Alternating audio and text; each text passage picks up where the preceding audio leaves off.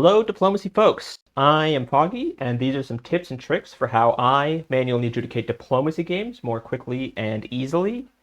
This is a guide for Inkscape. Some things may apply to other programs, but no guarantees, and none of these are hard rules. Whatever works best for you is going to be what's worth doing. I'm going to be demonstrating on the Imperial Diplomacy Alpha 2 map by Flare, because it's what I had lying around that was set up. The first thing to think about is how your map is organized. Properly set up layers and groups will help keep everything organized and allow us to use the lock layer tool and batch select objects. One important thing to note in Inkscape is the difference between groups and layers. Groups just being a layer that you have to select first before interacting with individual elements of it, either by double-clicking an element of the group or by selecting the group on the side menu. Generally, put objects that you want to move around in a layer and objects that you want to always stay together in a group. When interacting with groups and layers, it's always good to make sure you're interacting with the correct layer, especially when creating or pasting new objects so that they don't get lost in the wrong layer. And a great way to do this is to lock layers other than the one you're currently interacting with these little locks on the side, or to click an object in that group before pasting something, because that will just put you in the correct layer that you want to be in. Also, a quick tip for Inkscape is that if you're using any filters on your map, they can be quite resource intensive to constantly render as you're editing, but you can turn them off in View, Display Mode, No Filters. They'll still appear when you export the map as a PNG, they just won't appear as you're editing the map. Another thing to have organized is the toolbox for quick copy and pasting of any orders, and some objects up at the top with relevant colors. Most specifically, I like to have a large box with the color for failed orders. One really useful tool for Inkscape is that you can copy and paste objects between different windows. So you can actually keep a toolbox separate on the side here, copy an item from here, and paste it over onto the map. Another tool that might be useful but isn't necessary is keeping a spreadsheet of orders. I find this mainly helps me keep track of what players have submitted their orders or if there are any missing orders, as well as it just makes it easier to read the orders when you're actually adjudicating the map. But it is extra work and might not be necessary, especially if you're running a smaller game. All right, let's get into drawing orders. One thing that I started doing, which I found was very helpful, was instead of copying and pasting the majority of the orders, is to use the line tool to draw them with the default hotkey is B. I just found it's much smoother to be able to quickly and easily draw lines rather than copying it, pasting it, and editing the nodes to be where you want them to be. Another hotkey I use frequently when drawing orders is to copy one object with Control-C and then Control-Shift-V to paste the formatting of that object onto another object. And this will also change the formatting you have for when you're drawing new lines. And a quick way to make sure you're drawing the lines you want to be drawing is to grab the relevant order and then copy and then just immediately Control-Shift-V to paste the formatting onto itself so you have it readied for your build tool. And the way I generally like to draw lines is to always have the movement arrow be the main tool or the main order that's being drawn. And then whenever I need to change it to a support, to on the side under stroke style, go ahead and change the head marker here. So for these ones, it's a little arrow with a dot. So if we got, Kara to Zagawa, then we can draw the arrow here and change that to a support. And that's just easier for me than going back and selecting the support option and dealing with the formatting. So this method is most efficient for these straight line setups, but it's not too much extra work to do curves. Just set it where it's at the base or at the end of the arrow, take off the dot, and then if we hit N to go to the node tool to just curve that wherever we want it to be. A standardized way to do these curves is to have both of these points at the unit that is moving, which will give a quick and easy way to have a uniform look for all of them, but it's also pretty easy to just manually drag these points around to be how you want it to look. And then whenever you need something with a more complex curve, if you're in the node tool, you can just double click, add a new node to curve around in different ways. Noting up at the top here, if you want this node to be a cusp node, or corner node or smooth, corners allowing you for more sharp changes, whereas smooth keeps it all smooth. Now, for this specific toolbox that we're working with here, the system I have set up that allows for me to have the most efficient way of doing things is to have the move arrow be the format for the drawing lines, but have the actual object I have copied to be a support hold circle, which we can easily change to a full hold by changing the dashes to just a straight line.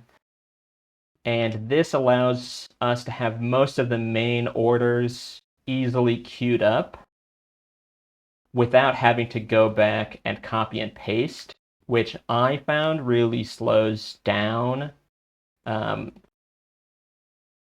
workflow. But this is a system that's specifically for working with this toolbox. And if you've got different orders that are organized in different ways or displayed in different ways, there might be a better way to do it for you. All right, so real quick, I'm just going to go through and do all of these orders we'll do Abyssinia, Mali, and Congo here so that we have something prepared for the next step of actually marking orders correct or incorrect. And this will just see the process. Although I don't remember where anything is because it's been a long time since I've worked on this map.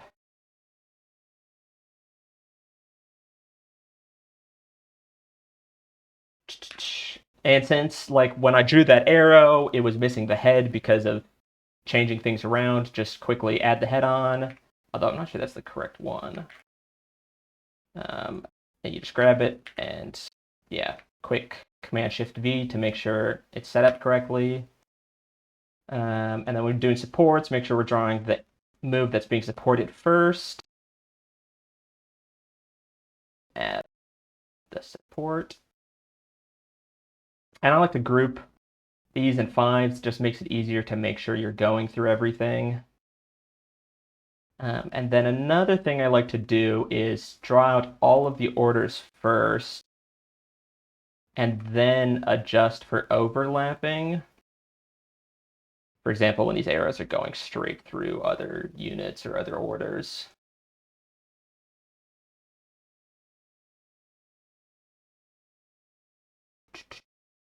And I'll probably cut through some of this because I'm not as quick as I used to be, and I don't have much to say.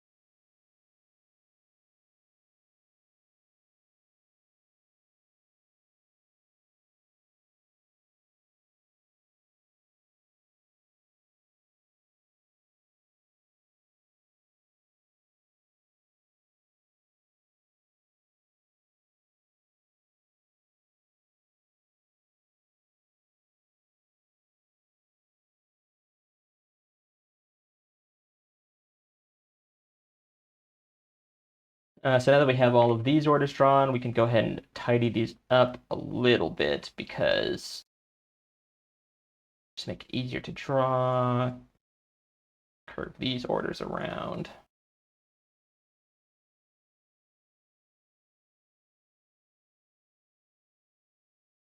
Just so there are no overlaps. And then I will real quick do some neighboring regions just so we have, orders that are actually going against each other to properly adjudicate.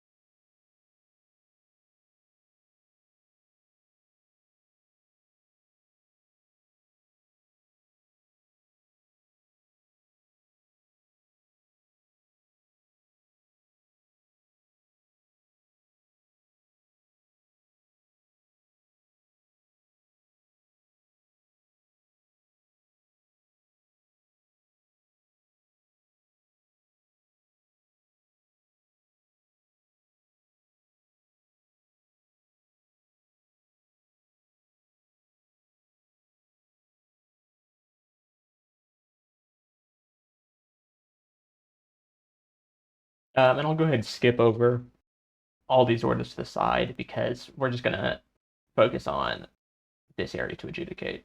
All right, so now that the relevant orders are drawn, we're going to go through and start marking failed orders as red.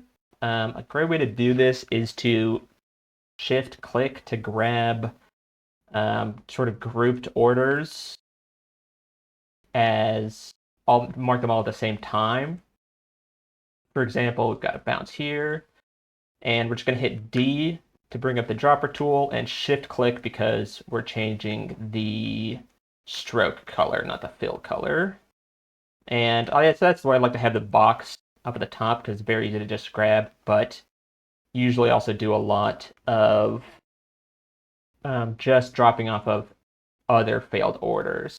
So we can see that Jenny is going to cut Kangaba, so we can grab those supports or orders. This is cutting this.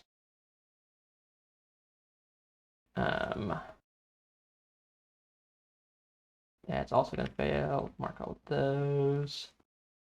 This is cutting this, so we can go ahead and mark all of that in red. Cut here.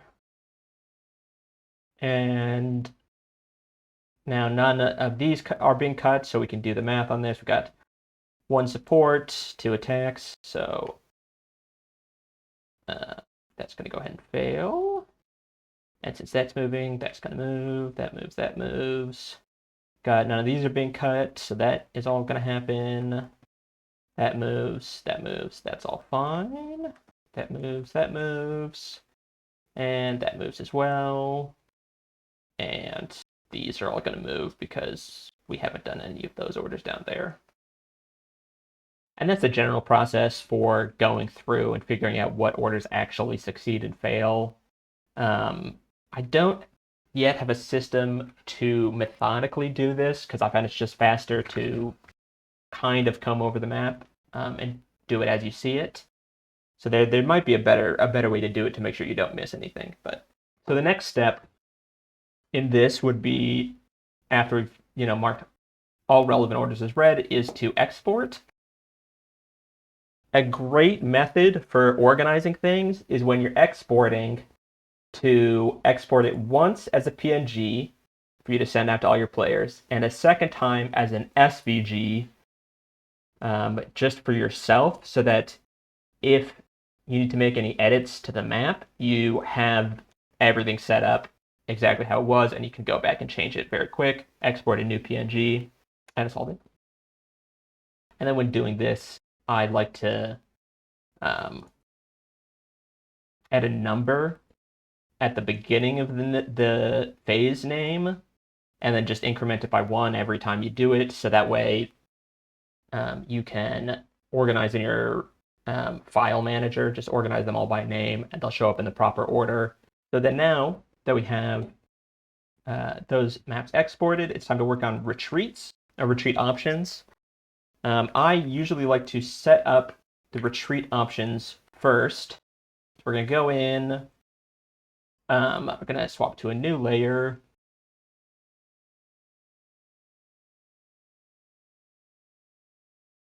Swap our lock. Because I like to do retreats first because it's just easier to see where the retreat options are when all the orders are still in the map. So we can throw one down for down here, and we can do the quick math on it. We see that they are moving out.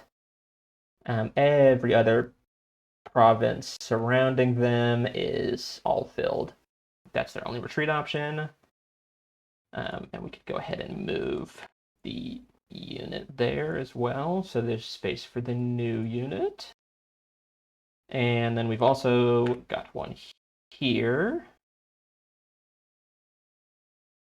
We can see that this is open. These will all be filled.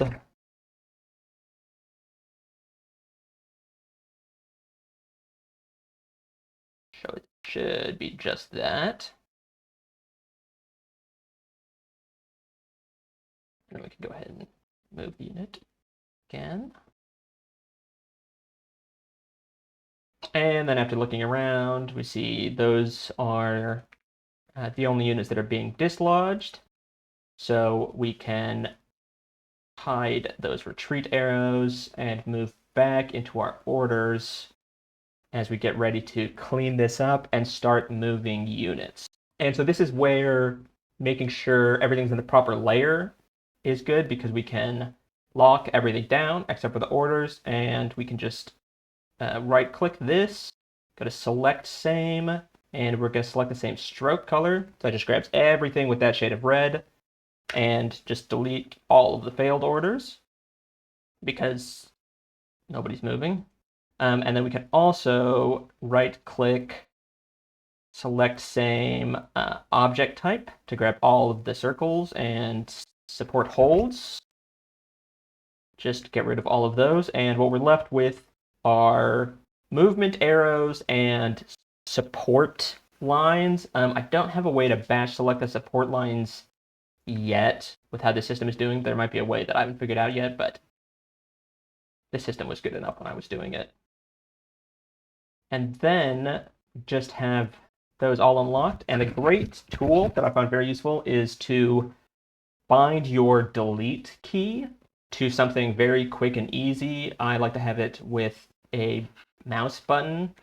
That way, when we're going around, we can just very easily delete everything that we don't want. And as we're going through and moving units, we can move the unit and just immediately delete the movement arrow. That way, we can be pretty sure we haven't missed anything. And then another good thing to do is when you have all the same units moving in a chain like this, we can just grab the end unit and move it to the end of the chain and not bother with moving anything in the middle, because it all looks the same either way.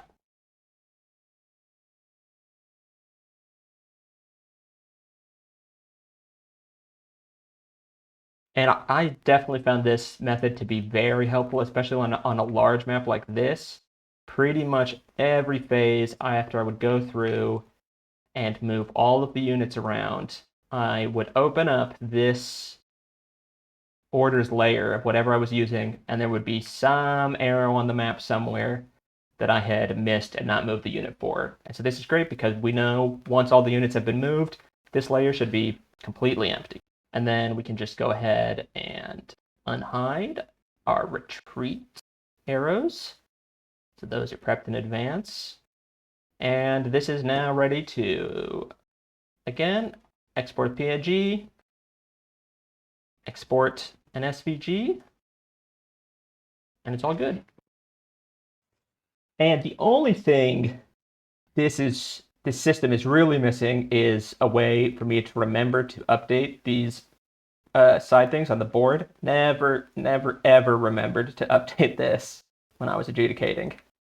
And this is all just basically what I thought of and what helped me when I was adjudicating. Mostly developed over the course of this specific game of Imperial Diplomacy.